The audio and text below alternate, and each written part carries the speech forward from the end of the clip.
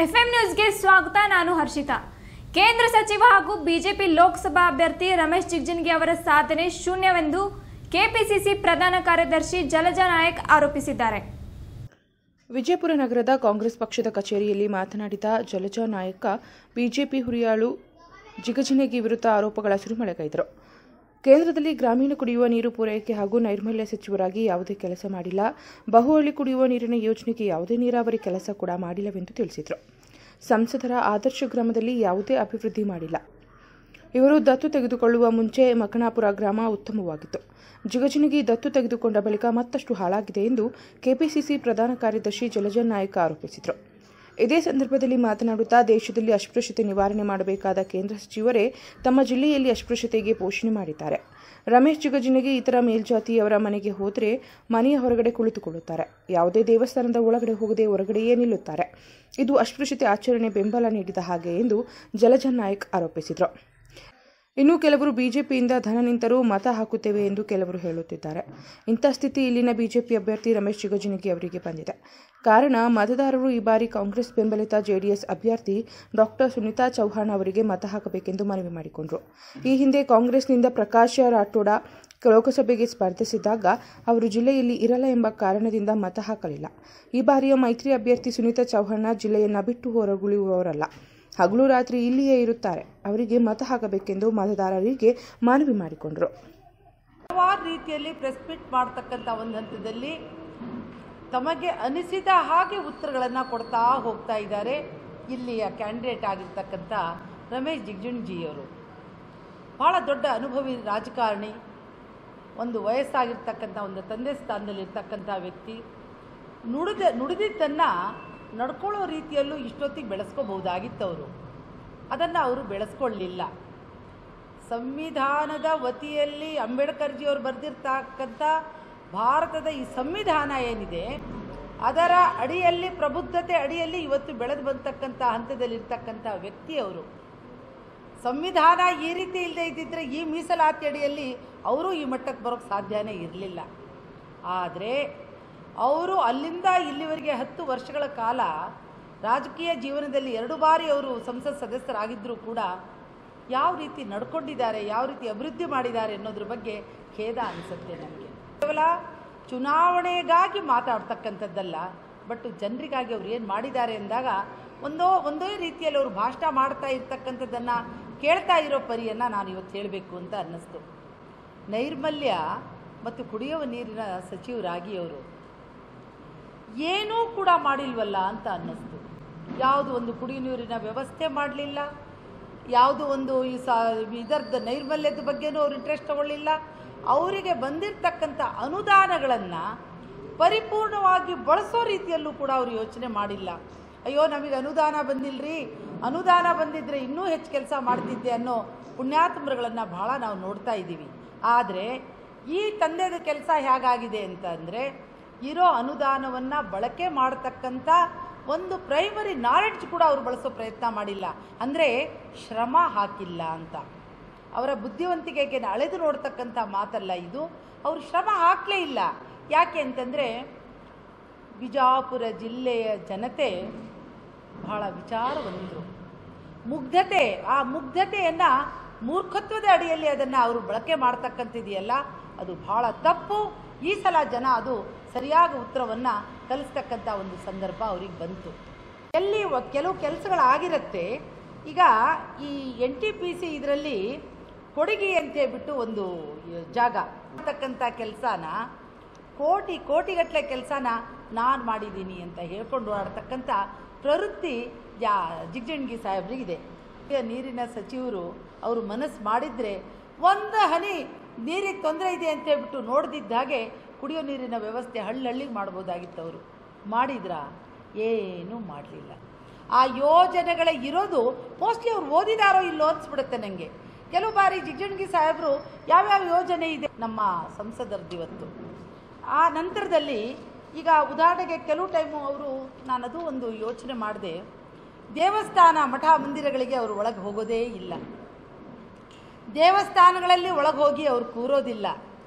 ದೇವಸ್ಥಾನಗಳಲ್ಲಿ ಬಂದಿಲ್ಲ. ದೇವಸ್ಥಾನಗಳಲ್ಲಿ ಹೋಗಿ ಒಬ್ಬ ವ್ಯಕ್ತಿ ತನ್ನ ಬೆನ್ನ ಹಿಂದೆ ಇರ್ತಕ್ಕಂಥ ಲೋಪದೋಷಗಳನ್ನು ತಿದ್ದಬೇಕಾದ್ರೆ ನಿಮ್ಮನ್ನು ನಾಯಕರನ್ನಾಗಿ ಯಾಕೆ ಜನ ಆಯ್ಕೆ ಮಾಡ್ತಾರೆ ಅಂದರೆ, ನಮ್ಮಲ್ಲಿ ಇರ್ತಕ್ಕಂಥ ಮೂಢನಂಬಿಕೆಗಳನ್ನು, ಈ ಸಮಾಜದಲ್ಲಿರ್ತಕ್ಕಂಥ ತಪ್ಪು ನೆಪ್ಪುಗಳನ್ನು ನೇರವಾಗಿ ಸರಿ ರೀತಿಯಲ್ಲಿ ಕಾಪಾಡಿ ನಮ್ಮನ್ನು ಕರ್ಕೊಂಡು ಹೋಗ್ತಕ್ಕಂಥ ಈತ ನಾಯಕನಾಗಬೇಕು ಅಂತ ನಿಮ್ಮನ್ನು ಆಯ್ಕೆ ಮಾಡೋದು. ನೀವೇ ಹೋಗಿ ಯಾವುದೋ ಕಟ್ಟೆ ಮೇಲೆ ಕೂತ್ಕೊಳ್ಳೋದು, ನೀವೇ ಹೋಗಿ ಯಾವುದೋ ಬೀದಿಯಲ್ಲಿ ಕೂತ್ಕೊಳ್ಳೋದು, ನೀನೇ ಹೋಗಿ ನಾನು ಅಸ್ಪೃಶ್ಯ ಅಂತ ಹೇಳ್ಬಿಟ್ಟು ಹೊರಗಡೆ ಕೂತ್ಕೊಳ್ತಕ್ಕಂಥ ಪ್ರವೃತ್ತಿ ಇದೆಯಲ್ಲ, ಇದು ಹೇಳಿತನ. ಇದು ಯಾರು ಕೂಡ ಮಾಡಬಾರ್ದು ಇದನ್ನು. ಯಾಕೆಂದರೆ ನಾಯಕತ್ವ ಅಂದರೆ ಹೆಂಗೆ ಬಿಂಬಿಸಬೇಕು ಅಂದರೆ, ನಾನು ನಾಯಕ ಅಂದರೆ ಜನಗಳು ಒಬ್ಬರನ್ನ ಬೆಳೆಸೋ ವ್ಯವಸ್ಥೆ. ಯಾಕಂದರೆ ನನ್ನ ನಾಯಕ ಇದ್ದಾನ್ರಿ, ನಾನು ಏನೇ ಇದ್ದರೂ ಅದನ್ನು ಸರಿಪಡಿಸ್ಕೋತೀನಿ ಅನ್ನೋ ರೀತಿಯಲ್ಲಿ ಬೆಳೆಸ್ಕೋತಾರೆ. ಆದರೆ ಈ ನಾಯಕರು ನಡ್ಕೊಂಡು ಬಂದಿರೋದು ಇನ್ನು ಕಟ್ಟೆ ಮೇಲೆ ಕೂರ್ತಿದಾರಲ್ಲ, ಹಾಗಾದರೆ ಯಾರಿಗೆ ನ್ಯಾಯ ಕೊಡ್ತೀರಿ ನೀವು? ಇವತ್ತು ಹಿಂದುಳಿದವರ ನಾಯಕನಾಗಿ ನೀವು ಬೆಳಗ್ತಾ ಇದ್ದೀರಲ್ಲ, ಹಿಂದುಳಿದವ್ರನ್ನ ಜಾತ್ಯತೀತತೆ ಇರ್ತಕ್ಕಂಥದ್ದು ನಾವು ಈ ರೀತಿಯಲ್ಲಿ ಮಾಡ್ತೀವಿ ಅಂತ ಹೇಳ್ಬಿಟ್ಟು ರಾಮ ಮಂತ್ರವನ್ನು ಜಪಿಸ್ತಕ್ಕಂಥ ಒಂದು ಒಳ್ಳೆಯ ಒಂದು ಪಕ್ಷದಲ್ಲಿ ನೀವು ಕೂತಿದ್ದೀನಿ ಅಂತ ಹೇಳ್ತಿದ್ದೀರಲ್ಲ, ಹಾಗಾದರೆ ರಾಮ ಏನು ಮಾಡ್ದ ಸ್ವಾಮಿ?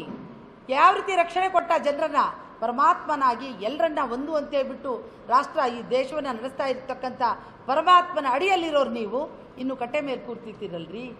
ಸುನೀತಾ ಚವ್ಹಾಣ್ ಅವರನ್ನು ಇವತ್ತೇನು ಅಭ್ಯರ್ಥಿ ಅಂತ ಹೇಳ್ಬಿಟ್ಟು ಇವತ್ತು ನಾವು ನಿಲ್ಲಿಸಿದ್ದೀವಿ.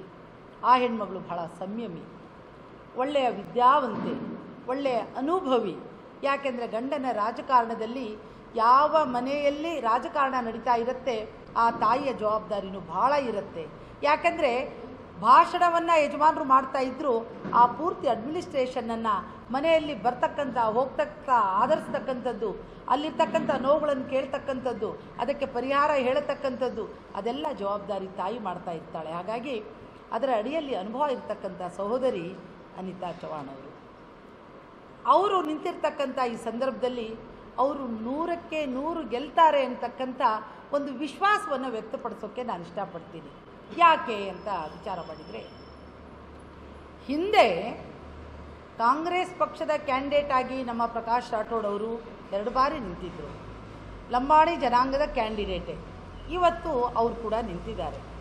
ಹಿಂದೆ ಅವರಿಗೆಲ್ಲೋ ಒಂದು ಮನಸ್ಸಲ್ಲಿದ್ದನ್ನು ನಾನು ಗಮನಿಸಿದ್ದೆ. ಏನು, ಹೊರಗೆ ಏನೋ ಹೆಚ್ಚು ಇಲ್ಲಿರಲ್ಲ, ಎಲ್ಲ ಕಡೆ ಬೆಂಗಳೂರಲ್ಲಿರ್ತಾರೆ, ಅವರು ಹೊರಗಡೆ ಇರ್ತಾರೆ, ಹೆಚ್ಚು ಕೇಳೋಕ್ಕಾಗಲ್ಲ, ಮಾಡೋಕ್ಕಾಗಲ್ಲ, ಇದೊಂದು ಕೆಲವು ವಿಚಾರಗಳು ಸುಮ್ಮನೆ ಹೇಳ್ತಿದ್ದನ್ನು ನಾನು ಕೇಳ್ತಾ ಇದ್ದೆ.